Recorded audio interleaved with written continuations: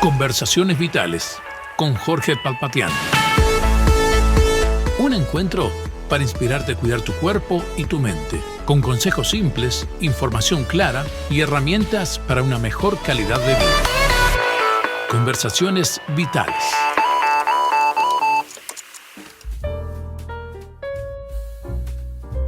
Saludos amigos y bienvenidos a nuestro nuevo espacio de Conversaciones Vitales. Un espacio semanal que desarrollamos en Radio El Libertador y que usted puede comunicarse con nosotros a través de nuestro WhatsApp más 598-09199-1210. También puede hacerlo a través de nuestras redes sociales, nuestra página web, ellibertador.com.uy, así como también conectarse y suscribirse a nuestros canales de YouTube. En esta hora tenemos un invitado muy especial, desde muy lejos para nosotros que estamos aquí en Sudamérica.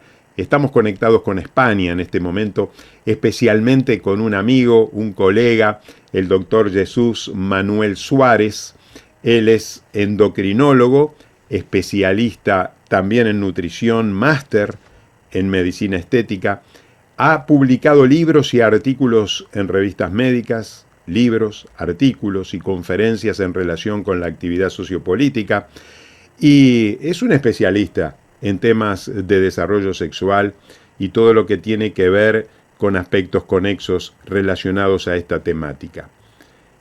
Hay un tema, doctor Jesús Suárez, que nos preocupa en Sudamérica, y estamos viviendo en un tiempo donde a través de leyes se está permitiendo la posibilidad de que personas que entienden que viven en un cuerpo equivocado puedan tener la posibilidad de poder hacer una rectificación quirúrgica de sus órganos genitales, previa transformación hormonal, un cambio de sexo, como dice la ley, y todo esto ha generado una serie de dudas y de interrogantes que desde el punto de vista médico hoy quisiéramos preguntarte.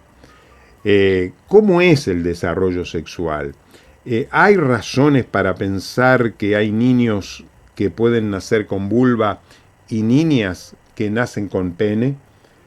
¿Eso existe? Porque sabemos muy bien de que, por ejemplo, la disforia de género en el Reino Unido ha aumentado un 2500% en los últimos 20 años. Esa disforia de género que lleva a que niños quieren ser niñas y niñas quieren ser niños.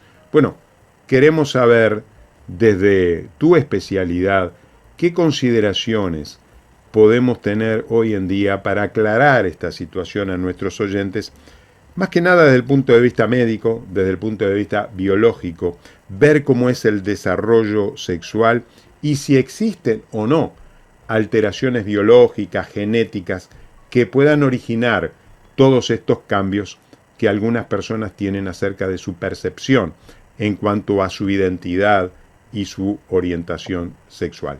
Bienvenido, Jesús. Muchas gracias, Jorge. Encantado de estar, aunque sea desde tan lejos, otra vez hablando contigo. Gracias por esta oportunidad y voy a hablar estrictamente desde la perspectiva de un médico especialista en endocrinología.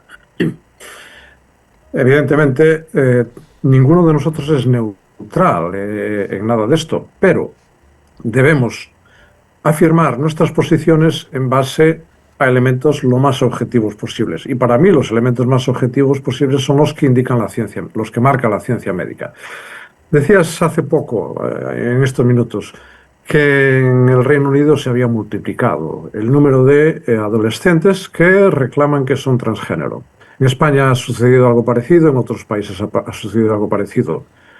Claro, si realmente esto obedece a un condicionante genético, hormonal, propio de la persona, que no puede hacer nada por evitarlo, bueno, pues es sorprendente, ¿no? Que de repente, ¡fuah!, se dispare esto. ¿Qué ha pasado? Ha caído una bomba aquí. Ha cambiado las hormonas de toda la gente, ha cambiado el código genético de la gente. Lo diré más adelante, pero el presidente de la Sociedad Española de Psiquiatría, lo fue hasta hace poco tiempo, una persona nada conservadora, indicaba que el 80% de los adolescentes que acuden a su consulta reclamando ayuda para hacer cambio de sexo, según le llaman, pues es pura moda. Pura moda. No hay justificación alguna. Es novismo, que, es novismo. Que no lo hay. Claro, esto es preocupante. Es preocupante porque es una llamada de atención. Oye, ¿qué modas estamos introduciendo?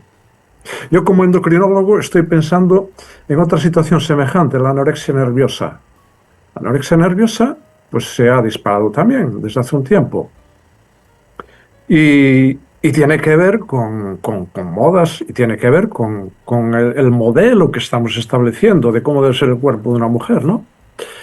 Y sería muy imprudente decir, bueno, es que hay chicas que nacen condicionadas genéticamente a tener anorexia. No. Lo que hay aquí es una moda y una presión social y una exaltación de la sobredelgadez que está destruyendo a muchas chicas. Pero es curioso que en el caso de la anorexia lo tenemos claro y decimos, no, por favor, hay que abordar el tema de la moda, hay que entrar en el tema de Internet. Y no se nos ocurre decir, bueno, para acomodar la imagen de la chica con su cuerpo, tratemos su cuerpo. De ninguna manera se nos ocurre, sería deontológicamente inaceptable. Sin embargo, en este caso sí. Hay una diferencia entre lo que percibe una persona sobre sí misma y su sexo biológico.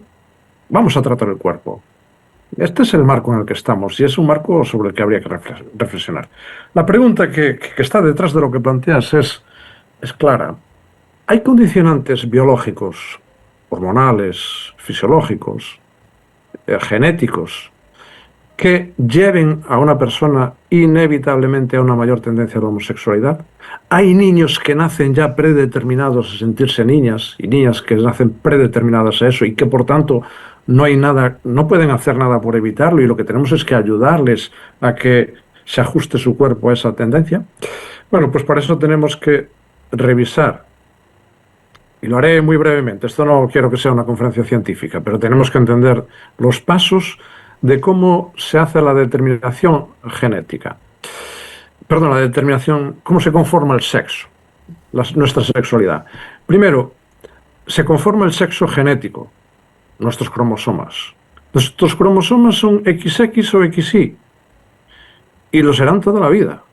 No hay tal cosa como cambio de sexo. Esto es una tontería desde un punto de vista científico. El sexo lo tendremos toda la vida igual.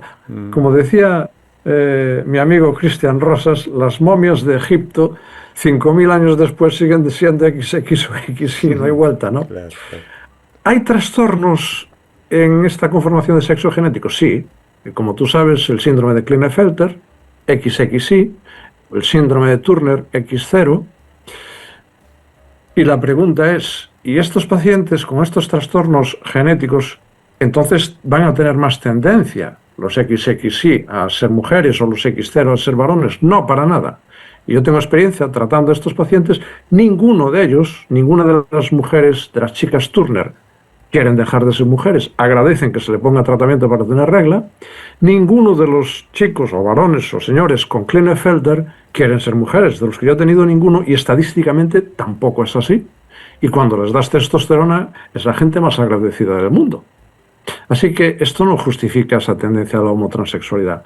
Un paso posterior en nuestro desarrollo es la determinación del sexo, nuestras gónadas. Tenemos ovarios o testículos.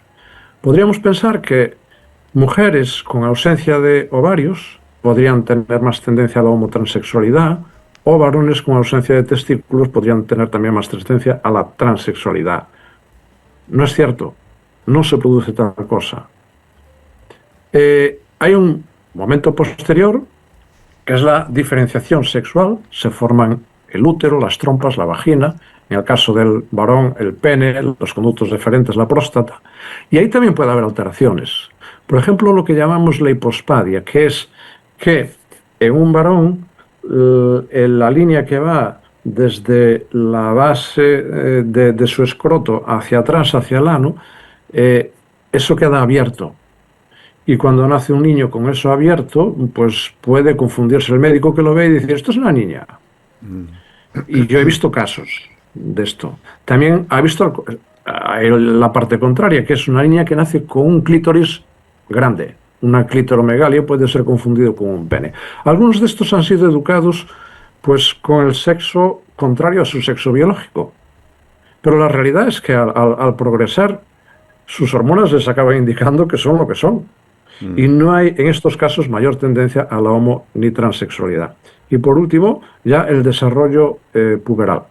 Cuando en la pubertad salen los caracteres sexuales secundarios, pues el vello en los varones, de distribución específica, las mamas en las chicas, y ahí también puede haber alteraciones en esas manifestaciones.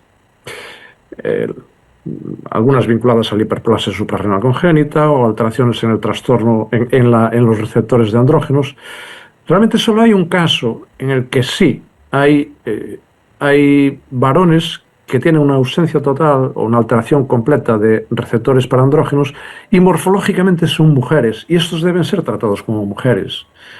Biológicamente, como sus cromosomas son XY, pero biológicamente realmente son mujeres. Es el único caso. Estos son casos, bueno, absolutamente excepcionales y no justifican para nada toda la onda de homotransexualidad que estamos viendo. Así que, en resumen... Queda claro, Jesús, que no hay razones genéticas, no hay razones hormonales para justificar la transexualidad, así como tampoco la homosexualidad. Y yo diría tampoco la disforia de género, como muy bien estás diciendo, y sobre todo en niños y adolescentes. Ahora, la pregunta entonces es ¿qué pasa con este contagio social que existe, en el cual todos estos elementos están aumentando?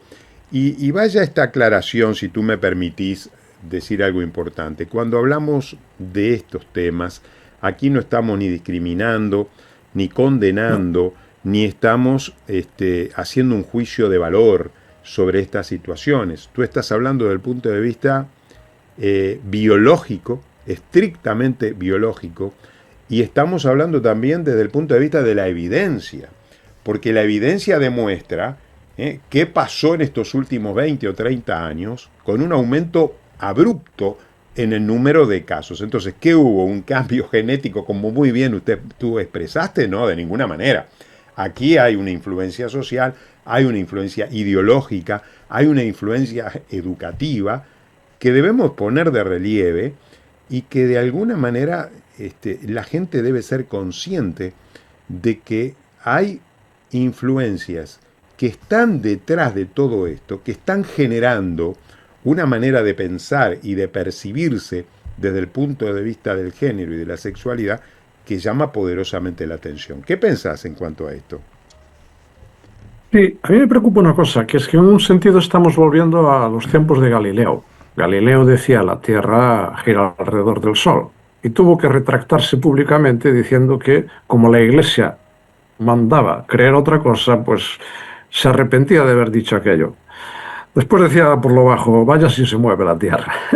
Pero aquí está pasando otra vez lo mismo, ya no es la Iglesia, pero es, bueno, pues una ideología específica que está haciendo realmente una manipulación del pensamiento de la gente, haciendo llevar a considerar postulados que no tienen ningún fundamento científico. Es muy interesante, en España al menos ha sucedido que hace años, cuando se hablaba de estas cosas y se intentaba, bueno, pues eso, promover los cambios, no de sexo, que no es de sexo, pero bueno, cambios hormonales de este tipo, se intentaba apelar a la ciencia. Desde hace unos años, como la ciencia está siendo muy clara, en el sentido de lo que he explicado, estos colectivos empiezan a decir que esto no es una cuestión de ciencia, es una cuestión social. Y están sacando a la ciencia del debate o están obligando a la ciencia a que diga cosas que no son reales. Y de hecho, yo sé que ha habido presiones importantes para evitar publicaciones de estudios científicos que revelaban sencillamente la realidad de las cosas. Estamos empezando otra vez a asistir a una manipulación de la ideología sobre la ciencia. Y esto es peligroso. Esto ha sido siempre peligroso. Desde Galileo hasta la época de Hitler y hasta ahora. Pero, ¿qué es lo que está pasando entonces? Efectivamente hay una cuestión de moda. Pero esto también asienta sobre un momento de vulnerabilidad en la vida del niño, de la niña. Hay un momento entre los 10 y los 12 años, y hay estudios claros sobre esto, en el que hasta un 19% de los niños o niñas sienten dudas sobre su identidad sexual y sobre todo sobre quién es el sexo que la atrae, si el propio o el contrario. Esto es normal, esto es natural, Exacto. en la evolución normal de un niño o de una niña. Exacto. ¿Qué sucede? Si se le hace el seguimiento, a la inmensa mayoría de ellos les desaparecen estas dudas. Hay un 2% que sí, que mantiene esas dudas después de terminada la pubertad. Bueno, si a uno de estos chicos los agarra uno de estos colectivos o unos padres inconscientes que se dejan llevar por la moda y escuchan al niño decir, bueno, es que a mí me gustan los niños, lo agarran y lo meten en un programa de inhibición del desarrollo hormonal y posteriormente de tratamiento hormonal cruzado y si llega, tratamiento quirúrgico. Ujú. Cierto. Esto es grave porque ese tratamiento impide que el niño procese sus dudas de forma natural. Y de hecho los niños que entran en un programa de este tipo, porque han manifestado en un momento dudas, después más del 90% pues ya quedan fijados en la homotransexualidad. No se les ha dejado evolucionar naturalmente. Y las estadísticas dicen, Jesús, y tú corregime, dicen que liberado a la evolución natural, por ejemplo, cuando un niño quiere ser niña en los primeros años de su vida, liberado a su evolución natural, sin un toque profesional, sin un toque psicológico ni emocional, ese niño en el 95%, ese varón en el 95% se va a alinear a su sexo biológico y se va a alinear también a su orientación acorde a su sexo biológico. Pero si lo libramos, Eso sí. y las niñas creo que la estadística nos habla de un 86%, un poquito menos. Sí. Si no la tocamos, pero donde la influencia profesional, médica puede ingresar, va a ser un problema porque lo vamos a etiquetar con un diagnóstico del cual se hubiera librado si no lo hubiéramos tocado. Ahora, mira, hace 20 años yo me acuerdo en una oportunidad cuando tuve un curso de salud sexual y reproductiva aquí en mi país. 20, 25 años aproximadamente. Y fue interesante porque dentro del curso se habló claramente que la perspectiva de género, las teorías de género y todo el tema del avance de las reivindicaciones feministas tenían dos grandes enemigos. El primer enemigo era la religión y el segundo enemigo éramos nosotros los médicos. Así se hablaba hace 25, 30 años. La medicina como enemiga de todo esto. Ahora yo te pregunto, porque tus colegas endocrinólogos, mi pregunta, y lo digo con mucho respeto, ¿cómo puede ser, Jesús, que un endocrinólogo, y me incluyo como médico, podamos elevar la posibilidad para que un paciente pueda recibir hormonas cruzadas que no le corresponden a su sexo biológico? Cuando hace más de 50 años, cuando yo ingresé a estudiar medicina, ya se discutía si a una mujer menopáusica los ginecólogos tendrían que darle o no hormonas femeninas de su propio sexo. Cuando decíamos no, pero el climaterio es una situación fisiológica del ciclo vital de la mujer. ¿Por qué la vamos a tocar? ¿Por qué le vamos a producir efectos secundarios hormonales? Por supuesto que hay casos que sí y todavía siguen discutiendo, pero hoy nadie discute la posibilidad de no darle hormonas del mismo sexo, sino darle hormonas que no le corresponden a su sexo biológico. Y se las prodigamos y se las damos. Y hay protocolos y guías de hormonización cruzada donde los médicos hoy estamos habilitados para producir este tipo de tratamientos, entre comillas, para que personas puedan hacer, entre comillas, un cambio de sexo. Yo me pregunto, ¿qué pasó en la medicina? Sí, si quieres, más adelante podemos hablar de los efectos Sí, secundarios sí. del tratamiento, Sí, ¿no? me gustaría Eh, incluso otro programa porque no nos va a dar el tiempo, pero Sí, vamos a hablar de la hormonización cruzada, claro que sí. entonces, Pero mi pregunta, cuando uno sí, habla de tratamiento hormonal, debes saber los efectos que eso tiene, ¿no? Y ponderarlo. El problema de los endocrinólogos, por lo menos en España, es que están, en principio, condicionados por un informe psicológico.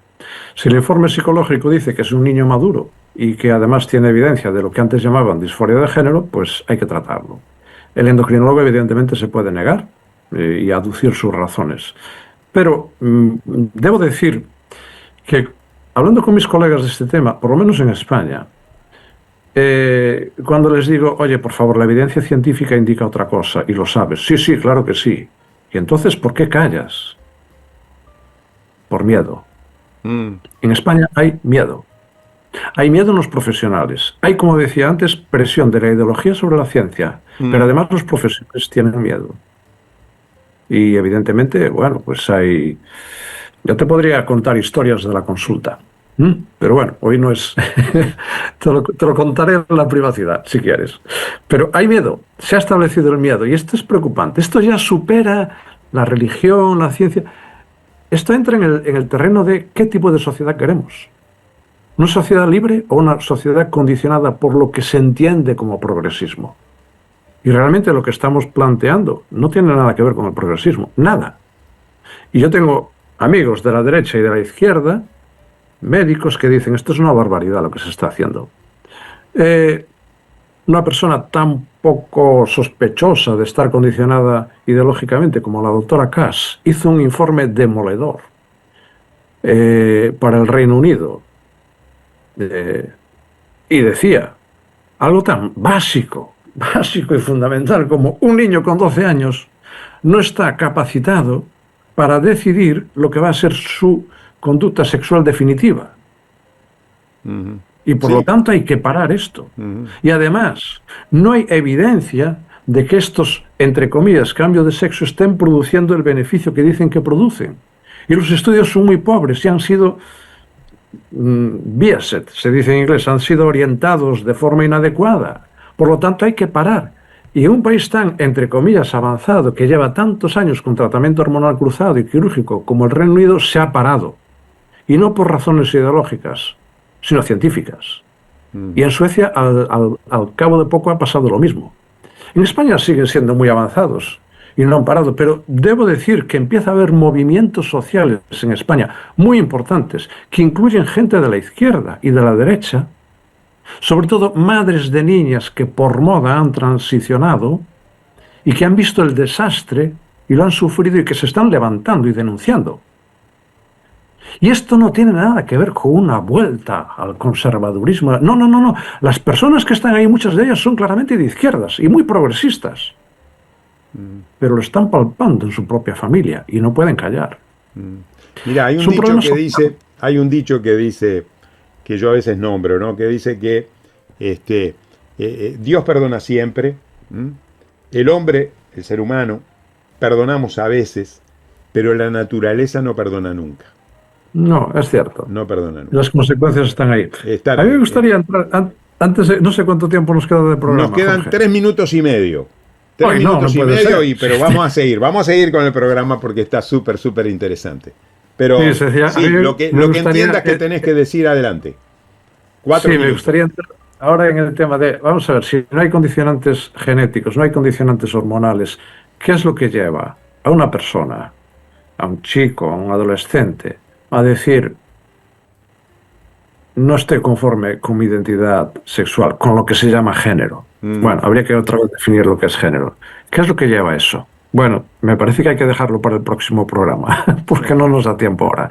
mm, Pero es muy importante, muy importante. Solo me gustaría terminar, si acaso, con un caso de mi consulta, que explica qué es lo que está pasando y que explica cómo, lo que hablaremos inmediatamente, la biografía personal es fundamental para explicar estas situaciones. Una chica, 13 años, su madre abandonada y maltratada por su padre, su madre débil, y ella se revela, y seguro que tiene razones para rebelarse, y un día pues empieza a decir que ella no quiere ser mujer. Y además un día intenta suicidarse. Esta chica es llevada al servicio de psicología. En psicología determinan que esta chica tiene efectivamente un problema de disforia de género, es un varón en cuerpo de chica. Y la mandan a endocrinología a ser tratada. Afortunadamente los endocrinólogos pararon el caso, pero el psicólogo había firmado ya. Vamos a ver, ¿cómo un psicólogo puede afirmar que esta chica de forma natural, espontánea, efectivamente está condicionada a ser un varón? Es que no es capaz de entender que esta chica no quiere ser mujer y tiene todas las razones del mundo para no querer ser una mujer. Porque una mujer es una persona débil, maltratada, abusada, que ella no quiere ser, porque es lo que está viendo en su madre. Y en un momento de su adolescencia se rebela contra eso y dice, no quiero ser mujer.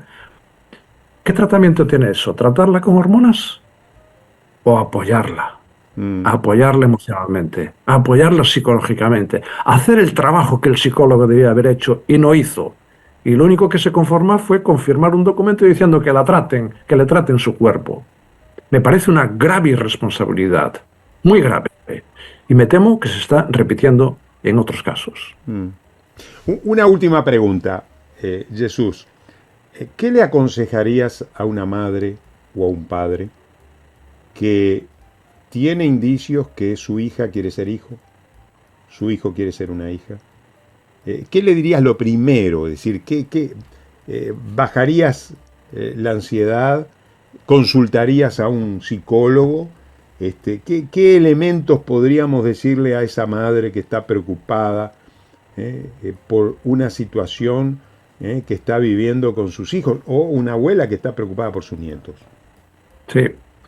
Hombre, la respuesta más natural debería ser que consulte a un psicólogo, pero amigo, con los psicólogos que yo he visto firmar lo que firman, pues ya no me atrevo a recomendar que vaya a un psicólogo antes de asegurarse bien si es un psicólogo con la profesionalidad adecuada. Desde luego el psicólogo que firmó el informe de esta chica que te digo, que no vaya nunca. Y me parece que, bueno, pues hay que ser cautos en este. Me molesta mucho hablar así, porque parece que hablo mal de profesionales, pero yo hablo por lo menos de los que veo aquí. Claro. Y los que veo aquí firman cosas que no puede ser. Entonces, yo diría, pues, visitar a un profesional, sin duda, asegurarse antes bien de quién es ese profesional y cuáles son sus criterios. La primera cosa es no alarmarse y sobre todo no mostrar angustia, no volverse impositivo, no, por supuesto, no empezar con castigos, con coerciones, con una postura agresiva, una postura de descalificación de la niña o del niño. No, porque eso lo único que lleva es a retraer más a esa persona y a decir, no estoy conforme con lo que soy.